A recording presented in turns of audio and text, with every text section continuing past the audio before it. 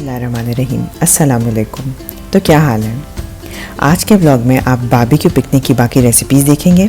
इसके अलावा मैं आपको दिखाऊंगी कि मैंने बारबेक्यू प्लेटर कैसे अरेंज किया। किसी दावत में अगर आपको ज़्यादा मेन्यू आइटम्स प्रिपेयर करने हैं तो थोड़ी प्री प्रेप कर लेना एक अच्छा आइडिया होता है। जैसे इस बारबेक्यू पिकनिक से पहले मैंने अनियंस फ्राई करके रखे हुए थे, जिंजर गार्लिक पेस्ट और रॉ पपाया पेस्ट बना के रख लिया था। तो जब मैं मैरिनेशन करने लगी तो मेरा सारा काम बहुत तेज़ी से और आसानी से हो गया। सबसे पहले हम चलते हैं गोला कबाब की रेसिपी की तरफ, जिसके लिए हमें एक मसाला प्रिपेयर करना था जिसमें थे bay leaves, whole red chillies, black peppercorns, cloves, इलायची और ज़ीरा। इसके अलावा इसमें एक ये पेपर डलती है जिसको लॉन्ग पेपर या फिलफिल दराज भी कहते हैं। अगर आपके पास ये मौजूद है तो आप इसको यूज़ कर लें, वरना इसको स्किप भी किया जा सकता है। अब इस सारे मसाले को पीस के हम कीमे में शामिल कर देंगे। उसके अलावा हम कीमे में ऐड करेंगे जिंजर गार्लिक पेस्ट और रॉ पपाया पेस्ट। फिर हम इस कीमे में डाल देंगे क्रश्ड ब्राउन अनियंस।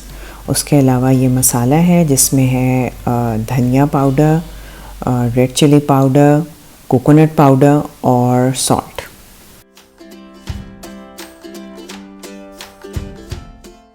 फिर मैंने इसमें ऐड की fresh cream. Fresh cream add करने से न सिर्फ ये कि मीट का फ़ैट कंटेंट बढ़ जाता है, जिसकी वजह से कबाब बहुत मॉइस्ट बनते हैं, बल्कि कबाबों की ब्राउनिंग भी बहुत अच्छी होती है। और फ़ैट कंटेंट बढ़ाने के लिए ही मैंने घी ऐड किया। फिर मैंने इसे अच्छी तरह मिक्स करके 12 से 15 घंटे के लिए फ्रिज में रख दिया।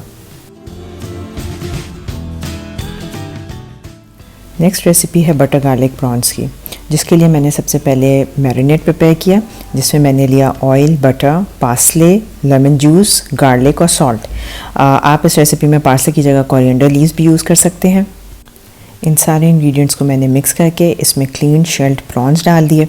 इस पर्टिकुलर रेसिपी में बहुत लंबा मैरिनेट करने की ज़रूरत नहीं है, 1 से 2 घंटे की मैरिनेशन भी काफ़ी है।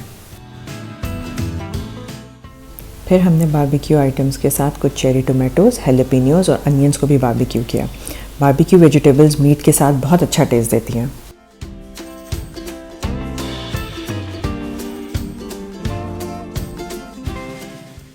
अब हम बना रहे हैं इमली की चटनी, जिसके लिए सबसे पहले मैंने इमली को गर्म पानी में भिगो दिया।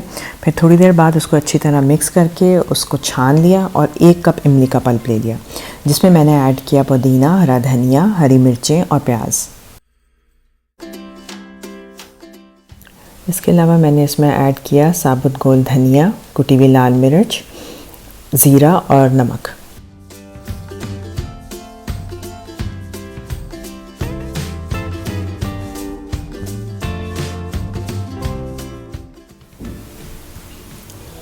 अब वो वक्त आ गया है जब मैं आपको याद दिलाऊंगी कि आप मेरी वीडियो को लाइक करें, मेरे चैनल को सब्सक्राइब करें और इसे प्लीज़ दूसरों के साथ शेयर करें।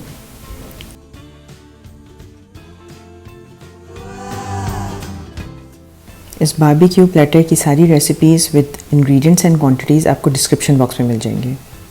बारबेक्यू प्लेटर अरेंज करने के लिए मैंने एक ट्रे को एल्यूमिनियम फॉइल से कवर किया।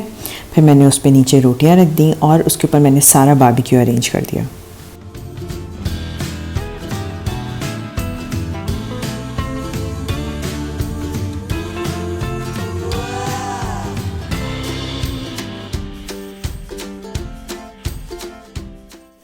फिर मैंने इस प्लेटर पे सारी बारबेक्यूड वेजिटेबल्स सेट कर दी। इसके अलावा जो मैंने चटनियाँ और सैलड बनाई थी वो मैंने इस पे रख दी।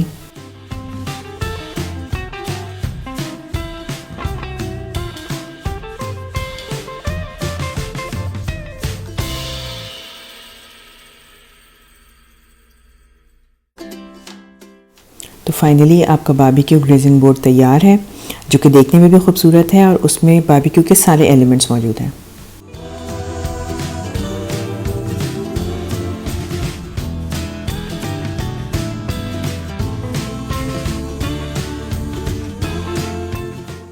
और फाइनली स्वीट एंडिंग्स के लिए हमने मार्शमेलोज़ को ग्रिल पे टोस्ट किया, जिसके हमने स्मोर्स बनाए। इसके अलावा हमने शकरकंदी को ग्रिल पे पकाया और इसको हमने गुड़ वाली चाय के साथ एंजॉय किया।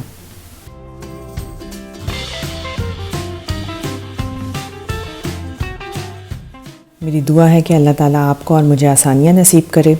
अब मिलते हैं नेक्स्ट व्लॉग में। मुझे अपनी दुआओं में याद रखिएगा। अल्लाह हाफ़िज़।